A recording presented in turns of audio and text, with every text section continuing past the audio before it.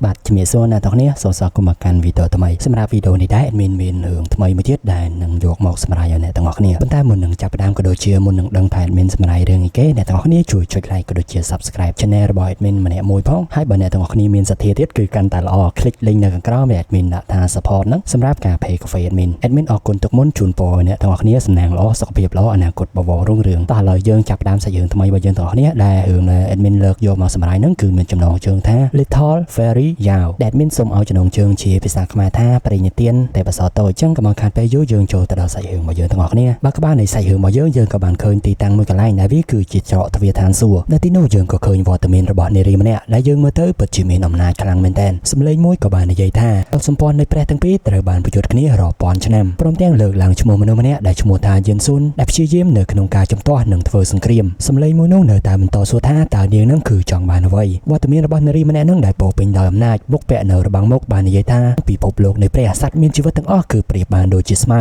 ពួកគេប្រព្រឹត្តអំពើអាក្រក់ដូចជាបិសាចហើយយើងក៏បានដឹងថានាងគឺឈ្មោះថាហ៊ីវ៉ាន់សម្រាប់វត្តមាននាងមួយថ្ងៃនេះគឺដើម្បីរកយុត្តិធម៌មកកាន់ឋានសួគ៌កសាងនៅអាណាចក្រទាំង3ឡើងវិញភ្លាមៗនាងក៏បានបញ្ចេញនៅគុជវិញ្ញាណចំនួន3ធម្មពលនៃគុជមួយនោះបានបង្ហាញនៃវត្តមានអ្នកប្រយុទ្ធចំនួន3នាក់ទី1បុរសមានស្លាបដែលមានឈ្មោះថាឈៀងលួនទី2មានរាងកាយដូចជាបិសាចដែលមានឈ្មោះថាឌីជាងហើយទី3គឺជាវត្តមានរបស់នារីម្នាក់ដែលនាងគឺមានឈ្មោះថាឈៀងយូអត់ចាំយូរនោះទេវត្តមានអ្នកទាំង3នាក់ក៏សម្រុកចូលវាយប្រហារជាមួយនឹងកងទ័ពនៃឋានសួគ៌ទាំងនោះពួកគេម្នាក់ៗសុទ្ធតែមានសមត្ថភាពអស្ចារ្យនៅទីនោះក៏មានវត្តមានរបស់នារីម្នាក់ដែលពាក់ស្បៃមុខប៉ុន្តែកំឡុងពេលដែលនាងកំពុងតែឈរសញ្ជឹងគិតនឹងឃើញថាកណ្ដាប់ដៃដ៏ធំរបស់ឌីជាងគឺរៀបនឹងវាយប្រហារមកកាន់នាងហើយយើងក៏បានស្គាល់ឈ្មោះរបស់នាងផងដែរដែលនាងគឺមានឈ្មោះថាយូស៊ីយ៉ាវបន្តមកសាច់រឿងយើងវិញខណៈពេលនោះដែរក៏មានវត្តមានរបស់មនុស្សម្នាក់ចូលមកជួយនាងវត្តមានរបស់បុរសម្នាក់នោះប្រើតាមរៀមដៃមួយនោះទេអាចទប់ទល់ជាមួយនឹងកណ្ដាប់ដៃដ៏ធំបានមិនត្រឹមតែទប់ទល់នោះទេគឺបានបំបែករាងកាយរបស់គេទៀតផងគ្រប់គ្នាហៅបុរសម្នាក់នោះថាគឺជាព្រះនៃសង្គ្រាមហើយបុរសម្នាក់នោះគឺមានឈ្មោះថាណានស៊ីដែលរាសនាមរបស់គេនឹងគឺជាព្រះនៃសង្គ្រាមឋានសួគ៌ហ៊ីវ៉ាន់នាងនៅតែមិនខ្លាចព្រមទាំងបញ្ជាកូនចៅដែលនៅសល់របស់នាងនឹងសម្រុកចូលវាយប្រហារប៉ុន្តែសមត្ថភាពរបស់អ្នកទាំងពីរគឺគ្មានគីឡូជាមួយនឹងព្រះនៃសង្គ្រាមនោះទ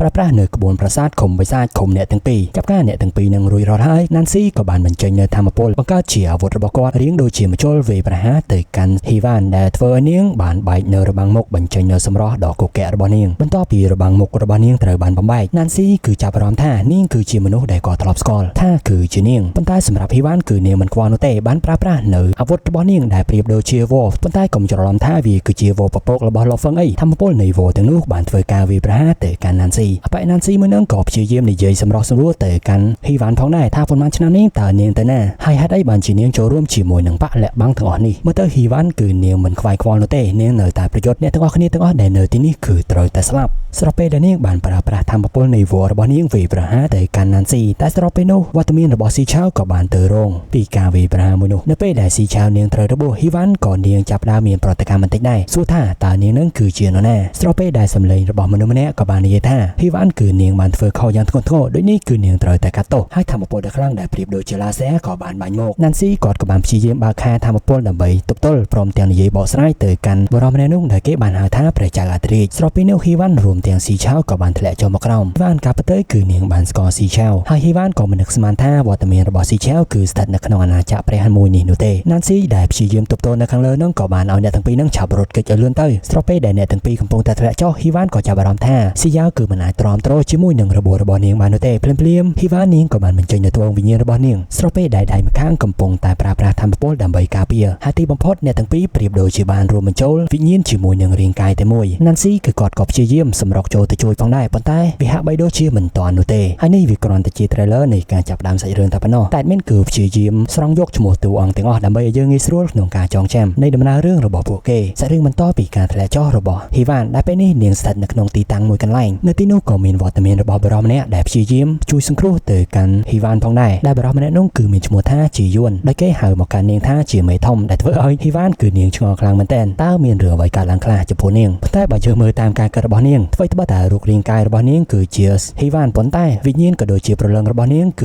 ជាស៊ីយ៉ាវទៅវិញដូចនេះគឺមានន័យថាវិញ្ញាណរបស់ស៊ីយ៉ាវគឺស្ថិតនៅក្នុងរាងកាយរបស់ហ៊ីវ៉ានគ្រាន់តែនាងដឹងភ្លាមនាងក៏ថាបើសិនជាអបជាយន្តនឹងដឹងថានាងមិនមែនជាមេធំរបស់គេប្រហែលជាសម្លាប់នាងជាមិនខានហើយនាងក៏ចាប់ផ្ដើមរៀបរឹកនិយាយទៅកាន់ជីយន្តម្ដងទៀតហើយយើងមិនដឹងពីសមាសភាពរបស់ជីយន្តតែគេគឺជាអង្គរៈការពារទាំង4របស់ហ៊ីវ៉ានបន្តមកកាន់ស៊ីយ៉ាវអិនមានសំហៅថាស៊ីយ៉ាវចេះទៅដោយសារតែវិញ្ញាណក៏ដូចជាព្រលឹងបច្ចុប្បន្នរបស់នាងគឺជាស៊ីយ៉ាវគ្រាន់តែរាងកាយរបស់នាងគឺជាហ៊ីវ៉ានគឺនាងបានសួរទៅកាន់ជីយន្តអំពីពិធីដែលគេធ្វើអំបញ្ញមិញនេះជីយន្តគឺគេបានបន្ថែមថាការវត្តវិជ្ជាមួយនេះគឺជាមេធំរបស់គេជាអ្នកបង្រៀនហើយដោយសារតែគេចេះមិនសូវស្ទាត់ដូច្នេះគឺមិនអាចបង្ខំបានទេសូមឲ្យមេធំរបស់គេនឹងលើកលែងឲ្យគេហើយគេនឹងខិតខំបន្ថែមទៀតស៊ីយ៉ាវនាងក៏បានសួរបន្ថែមទៀតថាបើសិនជាអញចាប់ទុកយើងជាមេធំរបស់ឯងតើយើងគឺឈ្មោះអ្វីហើយហេតុអ្វីបានជាសុកយើងមកដល់ទីនេះជីយន្តគឺគេបានប្រាប់ថាជីយន្តគេក៏បានប្រាប់ទៅកាន់មេធំរបស់គេថាឈ្មោះរបស់នាងគឺឈ្មោះហ៊ីវ៉ាន់សាច់រឿងគឺកាលពី 10,000 ឆ្នាំមុនបុព្វបុរសនៃដូនតាឈីរួមទាំងក៏សម្ព័ន្ធទាំង7នៃពិភពលោកលាក់បាំងបានធ្វើការប្រយុទ្ធជាមួយនឹងឋានសួគ៌ដើម្បីដណ្ដើមតំណែងធ្វើជាព្រះហើយការប្រយុទ្ធជាច្រើនក៏បានកើតឡើងស្របពេលដែលវត្តមានរបស់មេធំក៏បានបាត់ខ្លួននៅពេលនោះប៉ុន្តែស៊ីយ៉ាវក៏បានឲ្យគេនឹងនិយាយតែចំណុចសំខាន់មកហើយគេក៏បាននិយាយថាបន្ទាប់ពីមេធំខ្លាចទៅជាបដិជគុណថ្មីនៃពិភពលោកលាក់បាំងហើយមេធំក៏បានធ្វើ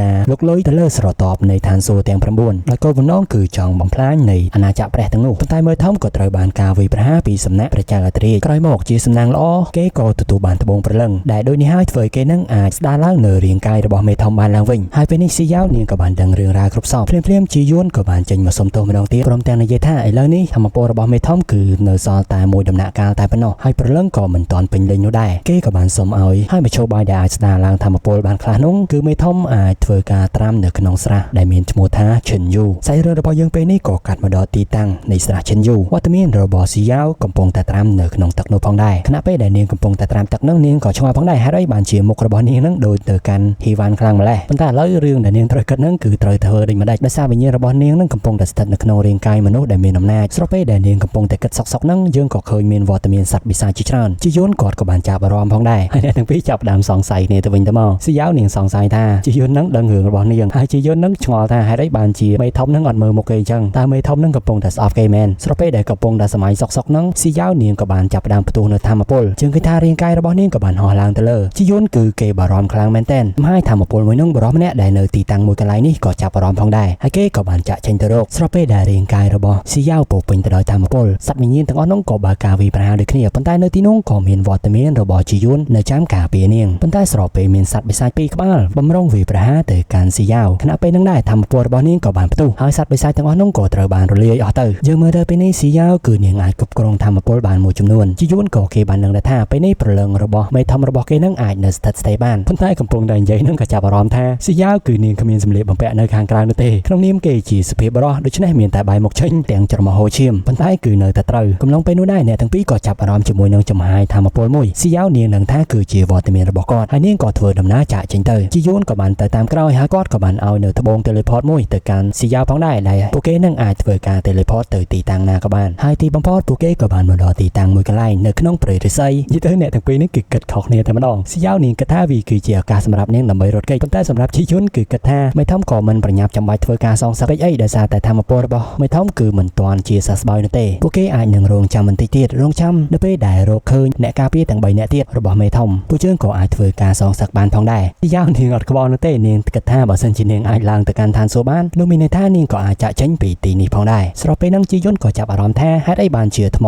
teleport នាំពួកគេមកដល់ទីនេះដោយឃើញថានៅខាងមុខគេមានខ្ទមមួយជាយន្តក៏បានប្រើប្រាស់ធម្មពលវាយនៅកណ្ដឹងសម្លេងនៅកណ្ដឹងមួយនោះក៏បានបញ្ចេញនៅធម្មពលផ្សែងអាប់ខ្មៅពីព្រៀបដូចជាចំហាយបិសាចហុំព័ទ្ធពួកគេស៊ីយ៉ាវនាងនិយាយទៅកាន់អ្នកការពាររបស់នាងថាតើនេះជាមនុស្សដែលយើងត្រូវមកជួបមែនទេតែគេបានអះអាងថានេះមិនមែនទេមនុស្សដែលពួកគេមកជួបនឹងគឺគួរឲ្យស្រឡាញ់ជាងនេះអត់ចាំយូរនោះទេជាយន្តក៏បានប្រើប្រាស់កូនកំបិតស្នេតរបស់គេវាយប្រហារទៅកាន់ធម្មពលខ្មៅទាំងនោះត្រឹមតែមួយស្នេតនោះទេធម្មពលទាំងនោះក៏បានធ្លាក់ខ្វាកហើយយើងក៏បានឃើញកូនបិសាចឈូតខ្លាំងមែនទែនមើលទៅសោយ៉ាវនាងក៏កាន់តែអស់សង្ឃឹមថានឹងអាចរត់គេចចេញពីទីនេះប៉ុន្តែស្របពេលនោះក៏មានវត្តមានរបស់នរណាម្នាក់បើយើងមើលទៅតាមរូបរាងវាដូចជាខ្លាឃ្មុំមិនដូចជាខ្លាឃ្មុំនោះទេវាគឺជាខ្លាឃ្មុំតែម្ដងដែលការស្លៀកពាក់របស់គេនឹងគឺដូចជាមនុស្សហើយយើងក៏បានលើសោយ៉ាវហៅខ្លាឃ្មុំមួយនេះថាបៃឡានយានប៉ុន្តែជាយន្តបានហៅខ្លាឃ្មុំមួយនេះថាគឺជាសត្វចិញ្ចឹមដែលធ្វើឲ្យគេចាប់ផ្ដើមខឹងហើយព្រមទាំងបើការវាយប្រហារទៅកាន់ជាយន្តខណៈពេលដែលអ្នកទាំងពីរនឹងកំពុងតែដេញគ្នាវត្តមានរបស់នារីម្នាក់ក៏បានមកដល់ជិះនៅឆាតរបស់នាងដែលនាងគឺមានឈ្មោះថាបៃឡានយ៉ានអញ្ចឹងខ្លាឃ្មុំដែលមានថាមកហ្នឹងគឺមិនមែនឈ្មោះបៃឡានយ៉ា ច្រើននោះទេដែលនាងក៏ជាអង្គរៈមួយនៅក្នុងចំណោម